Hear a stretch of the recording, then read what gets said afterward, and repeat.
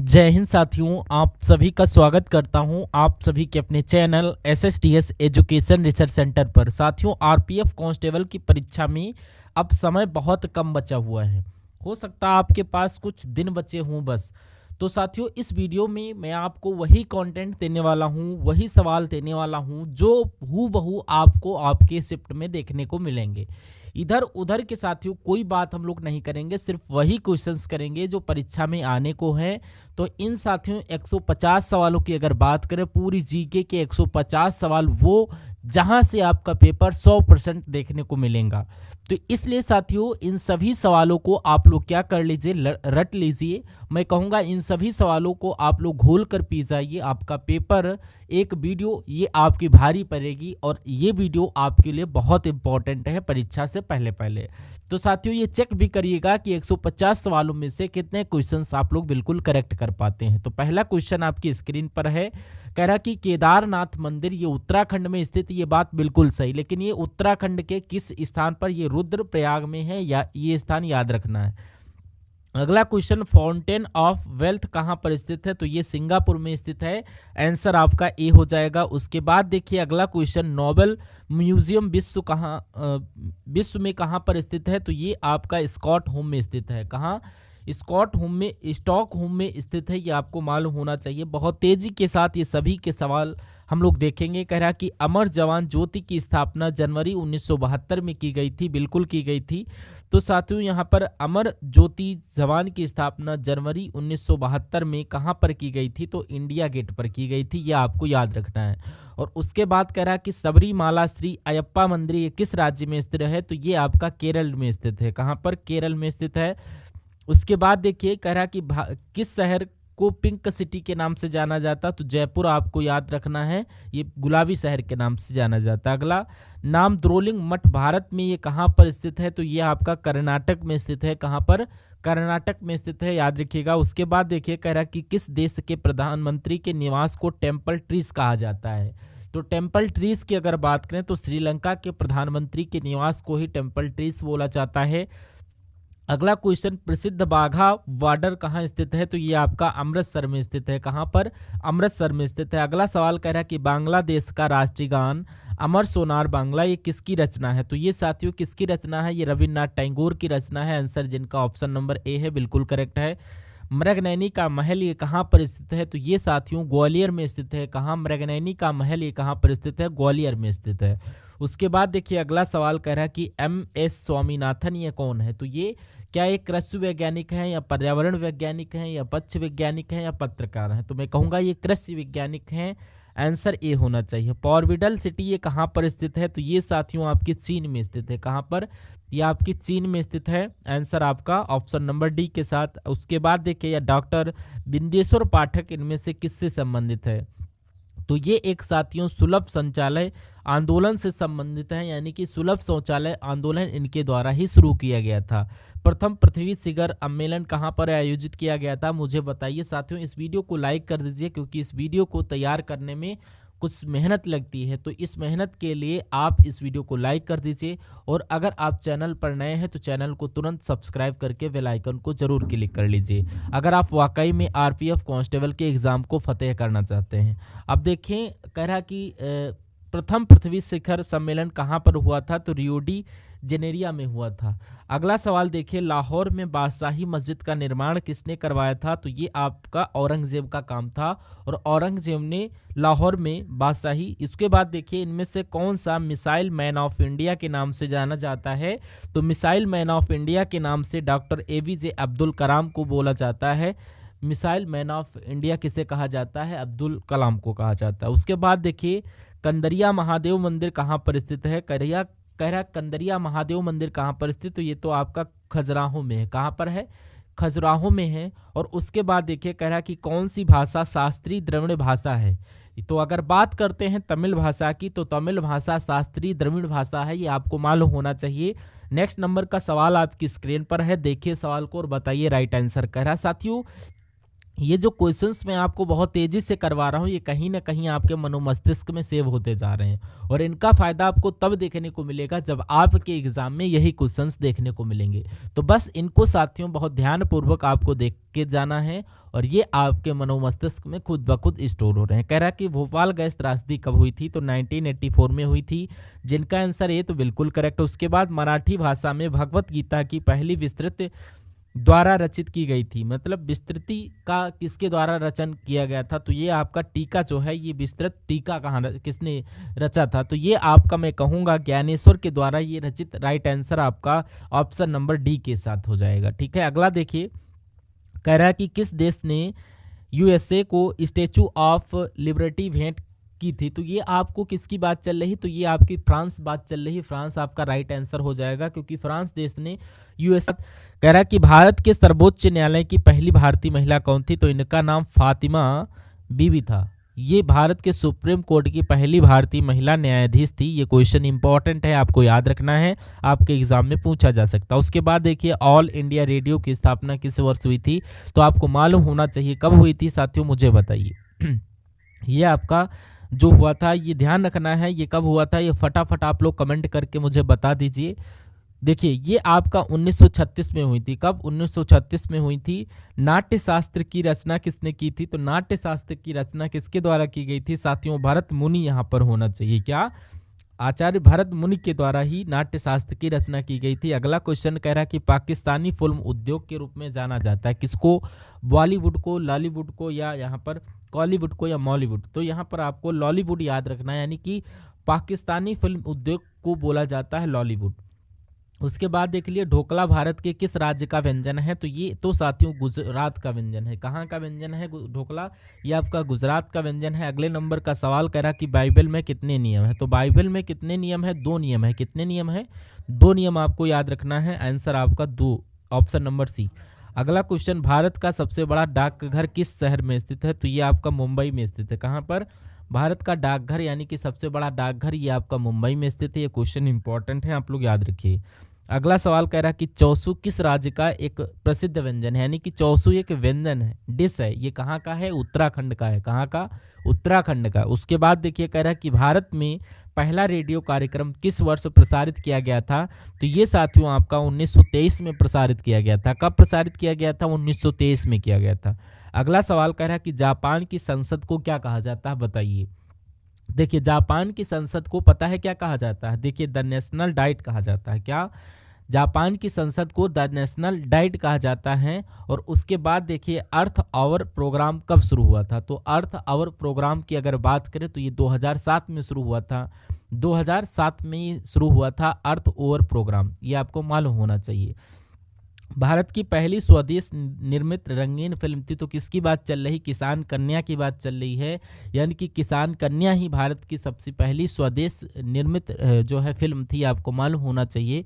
उसके बाद भारत का राष्ट्रीय पंचांग काल आधारित है, तो शक पर आधारित है, गुप्त पर, विक्रम पर, या कलयुग पर। तो यहाँ पर अगर बात करें, भारत का राष्ट्रीय पंचांग ये आपका शक काल पर आधारित है, यानी कि शक काल पर आधारित है। अगला क्वेश्चन, खंडवी भारत के किस राज्य का पकवान है, तो खंडवी की अगर बात करते हैं तो ये आपका गुजरात का एक पकवान है, गुजरात का एक व्यंजन है जिसका खंडवी नाम है। उसके बाद अगला क्वेश्चन कह रहा है कि एकला चलो रे गीत ये किसका है, ये किसके द्वारा लिखा गया, तो ये गीत की अगर बात करें तो ये आपका रविंद्रनाथ टैगोर के द्वारा लिखा गया। राइट आंसर अगर आपका ऑप्शन नंबर ए है तो बिल्कुल करेक्ट है। उसके बाद देखिए, उलट बांसी किस भक्त कवि का विशिष्ट योगदान है रहा है, तो किसकी बात चल रही, तो साथियों कबीर दास की बात चल रही है, यानी कि ये सवाल का आंसर आपका ऑप्शन नंबर सी हो जाएगा। उर्दू को के रूप में जाना जाता है, यानी कि किस रूप में भी जाना जाता, तो क्या साथियों सौर सैनिक के रूप में जाना जाता, नहीं।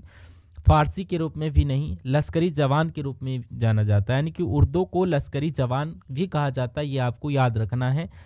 भारतीय सिनेमा का जनक किसे कहा जाता है, तो भारतीय सिनेमा का जनक दादा भाई नौरोजी को कहा जाता है। किसको?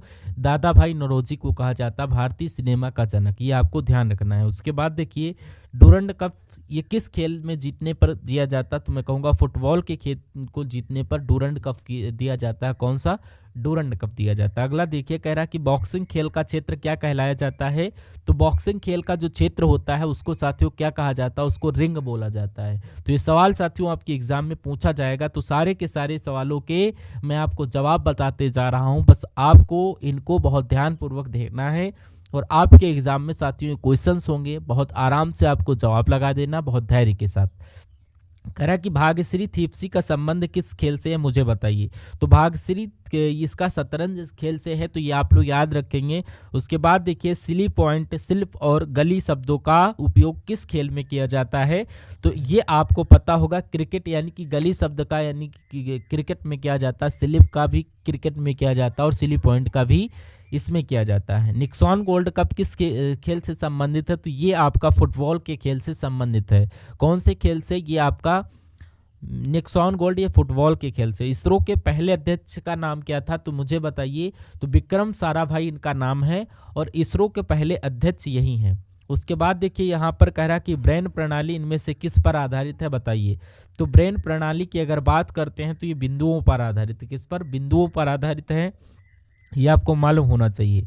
साथियों, जितने भी क्वेश्चन मैं आपको करवा रहा हूँ, ये सभी क्वेश्चन एक तरीके से टॉप लेवल के वो क्वेश्चन हैं, यानी कि वो क्वेश्चन है जो बार बार आपके एग्जाम में रिपीट होते हैं। तो अगर आप साथियों ये 150 क्वेश्चंस की जो आपको क्लास दे रहा हूँ, तो अगर 150 क्वेश्चन के 150 क्वेश्चन आप घोल कर पी गए, इनको तैयार कर लिए, अपने मनोमस्तिष्क में स्टोर कर लिए, तो ये समझ लीजिए सिलेक्शन आपका होगा।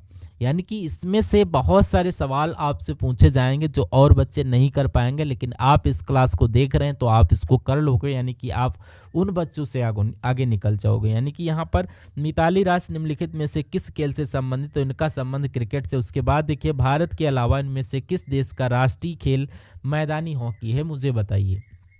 तो किसकी बात चल रही है यहाँ पर? पाकिस्तान की बात चल रही है। पाकिस्तान आपका इस सवाल का बिल्कुल करेक्ट आंसर हो जाएगा। सतीश धवन अंतरिक्ष केंद्र कहाँ स्थित है, ये आपको बताना है। तो ये आपका आंध्र प्रदेश में स्थित है। आपको याद रखना है ये आपका कहाँ पर स्थित है, सतीश धवन अंतरिक्ष केंद्र। तो ये आपका आंध्र प्रदेश में स्थित है, ये आपको याद रखना। उसके बाद इसरो का मुख्यालय कहाँ पर स्थित है, यानी कि इसरो का मुख्यालय कहाँ पर है? तो ये आपका हैदराबाद में, बेंगलुरु में, श्रीहरिकोटा में या तिरुवनंतपुरम में। तो यह आपको ध्यान रखना है, यानी कि यहाँ पर इसरो, इंडियन स्पेस रिसर्च, या इसका मुख्यालय बेंगलुरु में स्थित। अगला क्वेश्चन, अंतरिक्ष में जाने वाले पहले भारतीय कौन थे, बताइए। तो इनका नाम राकेश शर्मा था और राकेश शर्मा ही अंतरिक्ष में जाने वाले पहले भारतीय थे। उसके बाद बीमर शब्द जो है, बीमर शब्द, इसका संबंध किस खेल से है, बताइए। तो बीमर शब्द का इस्तेमाल भी साथियों क्रिकेट के खेल में किया जाता है। किस खेल में? क्रिकेट के खेल में ही बीमर शब्द का इस्तेमाल किया जाता है। अगला, भारत के रॉकेट मैन के रूप में किसे जाना जाता है, बताइए। तो भारत के रॉकेट मैन के रूप में डॉक्टर के शिवांग को जाना जाता है। किसको जाना जाता है? डॉक्टर के शिवांग को जाना जाता है। अब कह रहा है ब्लैक पर्ल निम्नलिखित में से किस खेल से संबंधित है? तो ब्लैक पर्ल की अगर बात करें तो ये फुटबॉल के खेल से संबंधित है। किस खेल से? तो ये आपका फुटबॉल के खेल से संबंधित है, ये आपको यहाँ पर मालूम होना चाहिए। बहुत बढ़िया, वेरी गुड क्लास। मेघदूत किसकी रचना है, मुझे बताइए। तो मेघदूत की अगर बात करते हैं साथियों, तो ये आपकी कालिदास की रचना है। किसकी है? कालिदास की रचना है। उसके बाद देखिए, भारतीय अंतरिक्ष कार्यक्रम का जनक किसे कहा जाता है, बताइए। तो भारतीय अंतरिक्ष कार्यक्रम का जनक अब्दुल कलाम को नहीं, विक्रम साराभाई को कहा जाता है। किसको? विक्रम साराभाई को कहा जाता है। साथियों ये आपको यहाँ पर मालूम होना चाहिए। बहुत बढ़िया, वेरी गुड क्लास। अगला सवाल कह रहा है कि पंचतंत्र के लेखक कौन है, बता दीजिए। तो पंचतंत्र के लेखक अगर आपका जवाब है विष्णु शर्मा, तो मैं कहूँगा आपका जवाब बिल्कुल करेक्ट हो जाता है। हर्षचरित के लेखक कौन है? तो बाणभट्ट आपका होना चाहिए, लेकिन बाणभट्ट यहाँ पर ऑप्शन में नहीं दिख रहा है, तो यहाँ पर मैंने आपको बता दिया, आपको लर्न कर लेना है। तो हो सकता बाणभट्ट यहाँ पर लिखा होना चाहिए, तो मिसप्रिंट हुई है। तो हर्षचरित के एक तरीके से लेखक हैं, आपको मालूम होना चाहिए। बाल विवाह की प्रथा आरंभ हुई थी, यानी कि कौन से कार्यकाल में? मौर्य काल में बाल विवाह की जो है प्रथा स्थापित हुई थी, गुप्त या कुषाण या हर्षवर्धन? तो आपको याद रखना है कि गुप्त काल में ही बाल विवाह की प्रथा आरंभ हुई थी। महाभारत के लेखक कौन है, तो यहाँ पर फटाफट आप लोग बता दीजिए। यहाँ पर साथियों, यहाँ पर आपका जो आरपीएफ कांस्टेबल का जो एग्ज़ाम है, इसके लिए आपको जो कुछ सैंपल पेपर करवा रहा हूँ, और मैं कुछ सैंपल पेपर आपको करवा भी दिए हैं। तो अब साथियों, जो आपके सैंपल पेपर आएंगे वो आपके अंतिम सैंपल पेपर होंगे, यानी कि उन सैंपल पेपर के बाद आपको यहाँ पर और पेपर्स नहीं आएंगे। तो मैं कहूँगा यहाँ पर उन पूरे सैंपल पेपर को बहुत अच्छी तरीके से आप लोग देखिएगा, अपने मन में, अपने दिमाग में बताइएगा, क्योंकि वहाँ पर जो रीजनिंग के क्वेश्चन जो आपको करवाएंगे, जो जीके के क्वेश्चन करवाएंगे, वो डिक्टो आपको आपके एग्ज़ाम में, आपके शिफ्ट में देखने को मिलेंगे। तो अगर कोई स्टूडेंट हमारे पिछली सभी क्लासेस को देख लेता है मन के साथ और इस क्लास को देख लेता है, तो कम से कम उसका फाइनल लिस्ट में नाम जरूर होगा, भले वो बिल्कुल नीचे हो। तो चलिए अगले नंबर के सवाल, यानी कि महाभारत के लेखक कौन है, तो वेद व्यास हैं। कौन है? वेद व्यास हैं। वेद व्यास की अगर बात करें तो ये महाभारत के लेखक हैं। उसके बाद देखिए, लोधी वंश का अंतिम शासक कौन था? कह रहा है कि लोधी वंश का अंतिम शासक कौन था, तो बताइए यहाँ पर लोधी वंश के अंतिम शासक कौन थे। तो यहाँ पर जो अंतिम शासक जो है इब्राहिम लोधी थे, ये आपको मालूम होना चाहिए। जिनका भी आंसर, जिन्होंने भी सोचा था आंसर भी होगा, उन सभी का आंसर बिल्कुल सही है। उसके बाद देखिए अगले नंबर का क्वेश्चन है, कह रहा है कि गरबा लोक नृत्य शैली कहाँ पर प्रसिद्ध है, बताइए। तो ये साथियों गुजरात में की जाती है। कहाँ पर? गरबा लोक नृत्य ये आपका गुजरात में किया जाता है। और केरल में सर्वाधिक प्रचलित शास्त्रीय नृत्य का नाम क्या है साथियों? तो ये आपका कथकली आपका सही जवाब हो जाएगा, यानी कि केरल में जो किया जाता है शास्त्रीय नृत्य, उनका नाम कथकली है। और यहाँ पर जो उसके बाद देखिए अगला क्वेश्चन, सुएज नहर भूमध्य सागर को से जोड़ती है। तो यहाँ पर अगर बात करें, यानी कि खाली जगह है यहाँ पर, तो यहाँ पर अगर पूछा जा रहा है सुएज नगर जो है भूमध्य सागर को कहाँ, किस सागर से जोड़ती है, प्रशांत सागर से या अटलांटिक या काला सागर या लाल, तो मैं कहूँगा सुएज नहर ये भूमध्य सागर को लाल सागर से जोड़ती है। राइट आंसर आपका ऑप्शन नंबर डी होगा। भारतीय संस्कृति का स्वर्ण युग किसे कहा जाता है? ये क्वेश्चन साथियों बहुत इंपॉर्टेंट है और आपके एग्जाम में आएगा। तो आपको ये ध्यान रखना कि भारतीय संस्कृति का स्वर्ण युग किसे कहा जाता है, तो गुप्त काल को ही भारतीय संस्कृति का स्वर्ण युग कहा जाता है। अगला क्वेश्चन देखिए, कुचिपुड़ी किस राज्य की नृत्य शैली है, बताइए। तो ये तो आंध्र प्रदेश की है। किसकी है? आंध्र प्रदेश की कुचिपुड़ी ये नृत्य शैली है, आपको याद रखना है। अगला सवाल है, विश्व बैंक का मुख्यालय कहाँ पर स्थित है, बताइए। तो विश्व बैंक का मुख्यालय ये तो यूएसए में स्थित है। कहाँ पर है? यूएसए में स्थित है। ये आपका विश्व बैंक का मुख्यालय क्वार्टर स्थित है। यूएसएफ का मुख्यालय कहाँ पर स्थित? ये आपका वाशिंगटन डीसी में नहीं, पेरिस ड्यूस ये न्यूयॉर्क में स्थित है। यानी कि यूनिसेफ का मुख्यालय कहाँ पर है? न्यूयॉर्क में है। अगला क्वेश्चन कह रहा है कि नाट्य शास्त्र के लेखक कौन है, बताइए। तो नाट्य शास्त्र की अगर बात करें तो ये आपके भरत मुनि इसके लेखक हैं। क्या? भरत मुनि जो है नाट्य शास्त्र के लेखक हैं। उसके बाद मीना माता रोग का कारण क्या है, तो ये किसकी कारण की कमी से होता है, तो यहाँ पर पारा यहाँ पर राइट आंसर हो जाएगा। उसके बाद देखिए वेल्स शब्द किस खेल से संबंधित है, बताइए। तो यहाँ पर वेल्स शब्द की बात की जा रही, तो ये आपको याद रखना क्रिकेट के खेल से आपके संबंधित है, ये जिसका नाम है वेल्स। संयुक्त राष्ट्र का मुख्यालय कहाँ पर है, तो संयुक्त राष्ट्र का मुख्यालय न्यूयॉर्क में स्थित है। कहाँ पर है? न्यूयॉर्क में स्थित है, आपको याद रखना। उसके बाद देखिए यूनेस्को का मुख्यालय कहाँ पर स्थित है, तो यूनेस्को का मुख्यालय आपका पेरिस में स्थित है। कहाँ पर? पेरिस में स्थित है यूनेस्को का मुख्यालय। विश्व स्वास्थ्य संगठन का मुख्यालय कहाँ पर स्थित है, बताइए। तो विश्व स्वास्थ्य संगठन का मुख्यालय स्विट्जरलैंड में स्थित है। कहाँ पर? स्विट्जरलैंड में स्थित है, ये आपको याद रखना है। प्रसिद्ध हाजी अली दरगाह इनमें से किस शहर में स्थित? तो हाजी अली की बात यहाँ ये कहाँ पर स्थित है, ये आपका मुंबई में स्थित है, आपको मालूम होना चाहिए। कहाँ पर?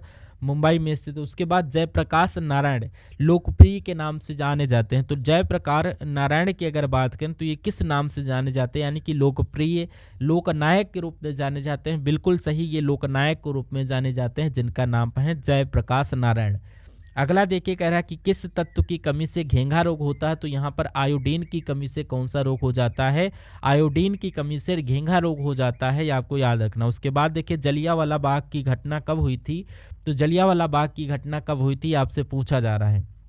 तो यहाँ पर आपको ये 1919 में हुई थी, ये आपको मालूम होना चाहिए। ये कोई भी ऑप्शन आपका सही नहीं है यहाँ पर, ये इसको 1919 यानी कि 1919 में आपका जलियांवाला बाग की घटना हुई थी। प्रसिद्ध 2 अक्टूबर को भारत के प्रधानमंत्री पर महात्मा गांधी को श्रद्धांजलि देते हैं, यानी कि कहाँ पर देते हैं, तो ये आपका राजघाट में देंगे। कहाँ पर? राजघाट में देंगे। राइट आंसर आपका डी होगा।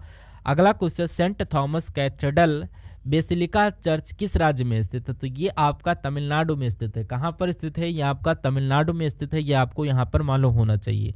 अगला सवाल आपकी स्क्रीन पर है, कह रहा है कि राजा रवि वर्मा किस क्षेत्र में प्रसिद्ध है, बताइए। तो साथियों थोड़ा आपको धैर्य रखना पड़ेगा। अगर आप यहाँ पर अधूरी लड़ाई करके जाएंगे तो आप हारे हुए माने जाएंगे। इसलिए जो आपका सफ़र है वो 150 क्वेश्चन तक का है। और अगर आपको ऐसा लग रहा है कि अब यहाँ पर एंड लेना चाहिए, यहाँ से निकल पड़ना चाहिए, तो ये समझ लीजिए तो आपका ये अंदर का शैतान आपसे कह रहा है कि, क्योंकि आपको हर अच्छे काम को रोकता है ये शैतान। तो ये आप अपने पर थोड़ा धैर्य रखिए, अपने पर थोड़ा कंट्रोल रखिए। तो ये 150 प्रश्नों की सीरीज को कंप्लीट कीजिए। अगर आप ये सीरीज कंप्लीट कर लेते हैं तो कई सारे सवाल आपको यहाँ से डिक्टो देखने को मिलेंगे। तो चलिए यहाँ पर राजा रवि वर्मा किस क्षेत्र से संबंधित, तो ये आपके चित्रकार हैं एक तरीके से, यानी कि चित्रकारी करते हैं, चित्रकार से संबंधित है। भारत का राष्ट्रीय पुस्तकालय कहाँ स्थित है? तो ये आपका कोलकाता में स्थित है। भारत का राष्ट्रीय ये आपका कोलकाता में। उसके बाद देखिए यहाँ पर कह रहा कि गोल्ड स्टोन नेशनल पार्क ये आपका कहाँ पर स्थित है? ये आपका यूएसए में स्थित है। यूएसए में ही आपका खेलो नेशनल पार्क आपका स्थित है। उसके बाद देखिए भारत के निम्न में से किस स्थान को काला पानी के नाम से जाना जाता है? तो काला पानी के नाम से अंडमान द्वीप को जाना जाता है। अंडमान द्वीप को काला पानी के नाम से ही जाना जाता है। अगला, भारत के प्रधानमंत्री द्वारा स्वतंत्रता दिवस पर हर साल भारत का ध्वज कहाँ फहराया जाता है? तो ये आपका कहाँ पर फहराया जाता है? आपको मालूम होना चाहिए, लाल किले पर फहराया जाता है। राइट आंसर आपका अगर है ऑप्शन नंबर सी तो बिल्कुल सही है। पार्श्वनाथ मंदिर किस राज्य में स्थित है? तो ये आपका मध्य प्रदेश के केरल, कर्नाटक या राजस्थान, ये आपका मध्य प्रदेश, तो ये आपका मध्य प्रदेश में ही स्थित है। उसके बाद देखिए यहाँ पर कह रहा किस शहर में सोने का मूल्य निर्धारण किया जाता है? तो यहाँ पर ये कैलिफोर्निया में या सिडनी में या रोम में या आपका लंदन में, कहाँ पर? लंदन में ये आपका सोने के मूल्य को निर्धारित किया जाता है। उसके बाद देखिए भारत के महाराष्ट्र राज्य में स्थित एक धार्मिक शहर है, उस धार्मिक शहर का नाम क्या है? या उसका नाम है शिरडी है। और उसके बाद देखिए कह रहा है कि तिरुमला जो मंदिर है, यानी कि ये आपका ये किस पहाड़ी पर स्थित है? तो ये आपको मालूम होना चाहिए, ये आपका जो वेंकटाद्रि जो पहाड़ी पर स्थित है, ठीक है। उसके बाद नीलगिरी पहाड़ियों को किस नाम से जाना जाता है, बताइए। तो नीलगिरी पहाड़ियों को किस नाम से जाना जाता है? नीला पर्वत कहा जाता है। क्या? नीला पर्वत उसको बोला जाता है। राइट आंसर आपका ऑप्शन नंबर डी। उसके बाद देखिए त्वांग मठ कहाँ पर स्थित है? क्या? उसके बाद देखिए अगला क्वेश्चन कह रहा है कि तवांग मठ ये आपका कहाँ पर स्थित? तवांग मठ की अगर बात करते हैं तो ये आपका अरुणाचल प्रदेश में स्थित है। कहाँ पर है? तवांग मठ ये आपका अरुणाचल प्रदेश में स्थित है। उसके बाद स्वतंत्रता की प्रतिमा स्टैचू ऑफ लिबर्टी ये कहाँ पर स्थित है, ये बताइए। तो ये आपका न्यूयॉर्क में स्थित है। कहाँ पर स्थित है? न्यूयॉर्क में स्थित है। स्वतंत्रता की प्रतिमा स्टैचू ऑफ लिबर्टी न्यूयॉर्क में स्थित है। उसके बाद गोल्डन रॉक पगोड़ा ये किस देश में है, बताइए। तो गोल्डन रॉक पगोड़ा ये आपका कहाँ पर स्थित है? ये आपका म्यांमार में स्थित है। कहाँ पर? म्यांमार में स्थित है। और उसके बाद देखिए विश्व में जीसस क्राइस्ट की सबसे बड़ी मूर्ति कहाँ पर स्थित है? तो विश्व में जीसस क्राइस्ट की सबसे बड़ी मूर्ति ये आपकी कहाँ पर है? ये आपकी मैक्सिको में है। कहाँ पर है? आंसर आपका बी के साथ जाएगा। कागज़ का आविष्कार कहाँ पर हुआ था? तो कागज़ का आविष्कार आपका चीन में, भारत में, जार्मनिया में या फिर जर्मनी में। तो ये आपका चीन में हुआ था, ये आपको यहाँ पर याद रखना है, ठीक है। राइट आंसर आपका ऑप्शन नंबर ए हो जाएगा। अगला क्वेश्चन, कैंटन टावर ये किस देश में स्थित है, बताइए। चलिए, प्रसिद्ध कैंटन अगर बात करते हैं ये कहाँ पर स्थित है? ये चीन में स्थित है। तो बिल्कुल कैंटन टावर ये आपका चीन में स्थित है। विवेकानंद पत्थर समुद्र के बीच में स्थित है। तो यानी कि यहाँ पर अगर बात करते हैं विवेकानंद पत्थर समुद्र के बीच में, यानी कि कन्याकुमारी में स्थित। कहाँ पर? कन्याकुमारी में स्थित है। राइट आंसर आपका ऑप्शन नंबर सी होगा। द फ्यूचर ऑफ इंडिया नामक पुस्तक के लेखक कौन है? तो इस पुस्तक के लेखक आपके विमल जालान है। विमल जालान ने कौन सी पुस्तक लिखी थी? तो द फ्यूचर ऑफ इंडिया नामक पुस्तक लिखी थी विमल जालान ने। चलिए नेक्स्ट नंबर का क्वेश्चन आपकी स्क्रीन पर देखिए और राइट आंसर बताने की कोशिश करिए। अगला क्वेश्चन कह रहा है कि सामान और सेवा कर जीएसटी लागू करने वाला पहला देश कौन सा था? तो पहला देश भाई साहब इसकी बात की जा रही, तो यहाँ पर देखिए और बताइए, सवाल का जवाब मुझे बताइए। तो यहाँ पर इसका जवाब, अगर आपका जवाब है यहाँ पर फ्रांस, तो मैं कहूँगा आपका जवाब बिल्कुल करेक्ट हो जाएगा। उसके बाद देखिए कह रहा कि भारत में सामान और सेवा कर जीएसटी शुरू किया गया था। तो ये साथियों 1 जुलाई 2017 से शुरू किया गया था। जो जीएसटी था ये 1 जुलाई 2017 से ही तो लागू किया गया था। अगला कह रहा है कि चीनी का कटोरा किसे कहा जाता है? किस राज्य को चीनी का कटोरा कहा जाता है बताइए। Answer give me. यहाँ पर चीनी का कटोरा उत्तर प्रदेश को कहा जाता है। किसको? उत्तर प्रदेश को बोला जाता है चीनी को कटोरा। अगला सवाल कह रहा है कि मेक इन इंडिया कार्यक्रम का लोगो क्या है? तो लोगो यहाँ पर शेर वाला लोगो है। राइट आंसर आपका ए हो जाएगा। अगला देखिए कह रहा है कि आरबीआई का हेडक्वार्टर कहाँ पर स्थित है? तो आरबीआई का हेडक्वार्टर जो आपका मुंबई में स्थित है। कहाँ पर? मुंबई में स्थित है। उसके बाद देखिए भारत में किस बैंक को बैंकों का बैंक कहा जाता है? तो यहाँ पर बैंकों का बैंक किसे कहा जाता है पता है? भारतीय रिजर्व बैंक को, यानी कि ये आपका रिजर्व बैंक ऑफ इंडिया को बैंकों का बैंक कहा जाता है। ये केंद्रीय बैंक कहा जाता है। वर्ल्ड डेवलपमेंट रिपोर्ट किसका वार्षिक प्रकाशन है? तो ये आपका IBRD का है। किसका है? IBRD का। अगला देखिए मुख्यमंत्री की नियुक्ति किसके द्वारा की जाती है? तो मुख्यमंत्री की नियुक्ति किसके द्वारा की जाती है? आपको मालूम होना चाहिए राज्यपाल के द्वारा ही की मुख्यमंत्री की नियुक्ति की जाती है। चलिए, नीति आयोग का अध्यक्ष किसको कहते हैं? तो यहाँ पर आपको याद रखना, नीति आयोग का अध्यक्ष की अगर बात करें तो यहाँ पर ये प्रधानमंत्री होते हैं। कौन होते हैं साथियों? प्रधानमंत्री होते हैं। निम्नलिखित में से कौन लोकसभा का नेतृत्व करता है? तो यहाँ पर लोकसभा का नेतृत्व कौन करता है? तो यहाँ पर लोकसभा का नेतृत्व प्रधानमंत्री ही तो करेंगे। कौन भाई? प्रधानमंत्री ही तो करेंगे लोकसभा का नेतृत्व। उसके बाद देखिए यहाँ पर लोकसभा के अध्यक्ष को कौन चुनता है? तो आपसे ये पूछा जा रहा है। लोकसभा के सदस्य जो होते हैं इन्हीं के द्वारा ही लोकसभा के अध्यक्ष को चुना जाता है।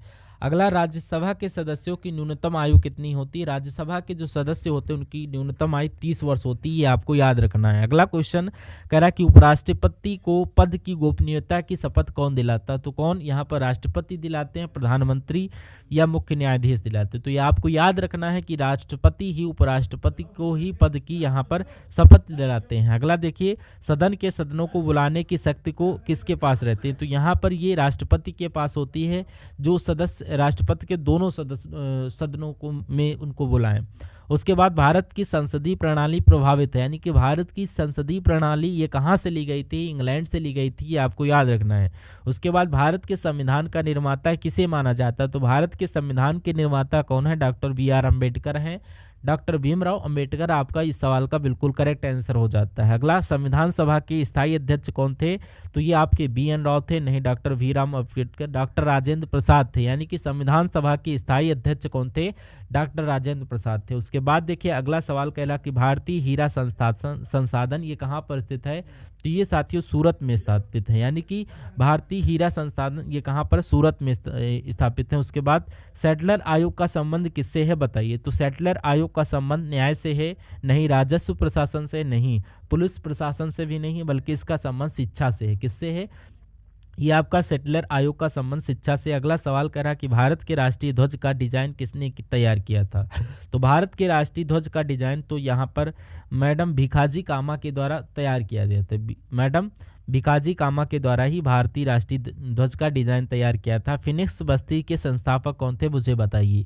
तो यहाँ पर फिनिक्स बस्ती का संस्थापक किसे माना जाता था? तो महात्मा गांधी जी को माना जाता है। उसके बाद देखिए कह रहा कि प्रथम भारतीय नोबेल विजेता कौन थे? तो प्रथम भारतीय नोबेल विजेता यानी कि सबसे पहले कौन वो भारतीय थे जिनको नोबेल पुरस्कार दिया गया था? तो रविन्द्रनाथ टैगोर थे। गांधी जी ने किस कानून को काला कानून कहा था बताइए? तो गांधी जी ने जो यहाँ पर उनके द्वारा जो लॉर्ड रॉलेक्ट को कानून जो बनाया गया था तो उसको काला कानून बनाया गया था। राइट आंसर अगर ऑप्शन नंबर ए तो बिल्कुल करेक्ट है। जय हिंद का नारा किसने दिया था साथियों बताइए? तो जय हिंद का नारा सुभाष चंद्र बोस के द्वारा दिया गया था। किसके द्वारा? सुभाष चंद्र बोस के द्वारा ही जय हिंद का नारा दिया गया था। ये भी आपको मालूम होना चाहिए। अगला, गीता रहस्य नामक ग्रंथ किसके द्वारा लिखा गया था? तो गीता रहस्य नामक ग्रंथ किसके द्वारा लिखा गया था? बाल गंगाधर तिलक के द्वारा। भारतीय राष्ट्रीय कांग्रेस के पहले अध्यक्ष कौन थे? तो यहाँ पर आपको बताना, भारतीय राष्ट्रीय कांग्रेस के पहले अध्यक्ष यानी कि यहाँ पर WC बनर्जी यहाँ पर भारतीय राष्ट्रीय कांग्रेस के पहले अध्यक्ष थे। अगला 1857 के विद्रोह का नेतृत्व जो कि बिहार में किसने किया था बताइए। तो बिहार से जो नेतृत्व किया था वो आपका कुंवर सिंह ने किया था। 1857 के विद्रोह का जो नेतृत्व किया था वो कुंवर सिंह ने किया था। अगला है गुलामरी के लेखक कौन थे। तो यहाँ पर अंबेडकर थे, यानी कि ये आपका ज्योतिबा फुले थे, नहीं ये आपके ज्योतिबा फुले थे। ये अगले सवाल का क्वेश्चन कह रहा कि कौन सी घटना महाराष्ट्र में घटित हुई थी बताइए। कौन सी घटना महाराष्ट्र में घटित हुई थी बताइए। अगर हम लोग बात करते हैं भील विद्रोह, तो ये ही आपका महाराष्ट्र में घटित हुआ था। उसके बाद देखिए भारतीय संविधान को किसने बनाया। तो भारतीय संविधान को यानी कि ये आपका संविधान सभा के द्वारा बनाया गया था। किसके द्वारा? संविधान सभा के द्वारा ही बनाया गया था। वेदों की ओर लौटो यह नारा किसने दिया था। तो ये आपका राजा राम मोहन राय ने दिया था। दयानंद सरस्वती के द्वारा वेदों की ओर लौटो यह नारा दिया गया था। ये आपको यहाँ पर याद रखना। अगला सवाल कह रहा कि आधुनिक भारत का जनक किसे कहा जाता। तो आधुनिक भारत का जनक किसे कहा जाता। तो राजा राम मोहन राय। यह आपको याद रखना, क्योंकि राजा राम मोहन राय को ही आधुनिक भारत का जनक कहा जाता है। अगला रूपी का खुला संग्रहालय किस राज्य में स्थित है बताइए। यहाँ पर तो यहाँ पर अगर रूपी निवल, ये आपका हम्पी होना चाहिए। हम्पी का खुला संग्रहालय किस राज्य में स्थित है आपसे पूछा जाए तो बताइए। तो ये आपका कर्नाटक में स्थित है। तो ये आपका कृष्णदेव राजा थे। तो यहाँ पर कृष्णदेव राय राजा ये कहाँ के थे। तो ये आपके विजयनगर के राजा थे। कहाँ के? विजयनगर के राजा थे। उसके बाद देखिए तुगलकनामा के रचनाकार का नाम, यानी कि तुगलकनामा के रचनाकार कौन थे। तो इसके रचनाकार अमीर खुसरो थे। कौन थे? अमीर खुसरो थे। सही जवाब आपका अगर है ऑप्शन नंबर सी तो बिल्कुल करेक्ट है। अगला किसने अपने आप को खलीफा घोषित किया गया था। तो ये काम किसके द्वारा किया गया था। ये आपका मुबारिक शाह खिलजी ने ही अपने आप को खलीफा घोषित किया था। अगला है भारत में मुस्लिम राज्य का संस्थापक किसे कहा जाता बताइए। तो भारत में मुस्लिम राज्य का संस्थापक मोहम्मद गौरी को कहा जाता है। किसे? मोहम्मद गौरी को कहा जाता है। प्रार्थना समाज के संस्थापक कौन थे। तो ये आपके आत्माराम पांडुरंग ही थे। आपको याद रखना है। और अगला क्वेश्चन, उस शासन का नाम क्या है जिसने विजय स्तंभ का निर्माण करवाया था। तो विजय स्तंभ का निर्माण किसने करवाया था। ये आपका उस शासक का नाम क्या। तो उसका राणा कुंभा उसका नाम है। राणा कुंभा के द्वारा ही विजय स्तंभ का निर्माण करवाया गया था। और हिंदू विधि पर एक पुस्तक मिताक्षरा किसने लिखी थी। तो मिताक्षरा पुस्तक की अगर बात करें तो ये आपका विज्ञानेश्वर की पुस्तक है। क्या? विज्ञानेश्वर की पुस्तक है। ये आपको याद रखना। अगला क्वेश्चन कह रहा कि खजुराहो स्थित मंदिर का निर्माण किसने किया था। तो इसका निर्माण चंदेल राजाओं के द्वारा किया गया था। चंदेल राजपूतों के द्वारा ही ये खजुराहो में स्थित इनका निर्माण किया गया था। अगला है हितो प्रदेश के लेखक कौन है। ये नारायण पंडित हैं। कौन है? नारायण पंडित ही हितोपदेश के लेखक हैं। उसके बाद देखिए यहाँ पर मोहन जोदड़ो ये कहाँ पर स्थित है। तो इसकी अगर बात करते हैं कि आपका कहाँ पर स्थित है। तो या तो सिंध में स्थित है। कहाँ पर? सिंध में स्थित है। ठीक है। अगला है चरक संहिता नामक पुस्तक किस विषय से संबंधित है बताइए। तो चरक संहिता नाम की जो पुस्तक है ये चिकित्सा से संबंधित है। किससे संबंधित है? चिकित्सा से संबंधित है। अगला है गायत्री मंत्र की रचना किसने की गई थी, किसके द्वारा की गई थी। तो विष्णुमित्र के द्वारा ही गायत्री मंत्र की रचना की गई थी। ये भी आपको यहाँ पर मालूम होना चाहिए। अगला सवाल देखिए आप लोग कहाँ 2-4 क्वेश्चन बचे हुए हैं। गौतम बुद्ध ने अपना पहला उपदेश जो दिया गया था वो कहाँ पर दिया था। वो आपका सारनाथ में दिया था। गौतम बुद्ध ने अपना पहला उपदेश सारनाथ में दिया गया था। जियो और जीने दो ये किसने कहा था। जियो और जीने दो ये आप महावीर स्वामी ने, ये किसने? महावीर स्वामी का कथन है। यानी कि अगला है मोढेरा का सूर्य मंदिर किस राज्य में स्थित है बताइए। तो मोढेरा का सूर्य मंदिर ये आपका गुजरात में स्थित है। कहाँ पर? गुजरात में स्थित है। और आज की इस वीडियो का अंतिम क्वेश्चन आपकी स्क्रीन पर है। कहा जा रहा आगा खां कप ये किस खेल से संबंधित है। हॉकी से, क्रिकेट से, टेबल टेनिस या फुटबॉल से। तो ये आपका फुटबॉल से, यानी कि यहाँ पर अगर बात करें इसका जवाब आपको कमेंट सेक्शन में बताना। कहाँ पर? कमेंट सेक्शन में आपको इसका आंसर देना है। और उसके अलावा आज के सेशन को यहाँ पर एंड करते मिलते हैं नए शानदार इन्फॉर्मेटिव टॉपिक को लेकर। तब तक के लिए जय हिंद, वंदे मातरम। Thank you for watching video.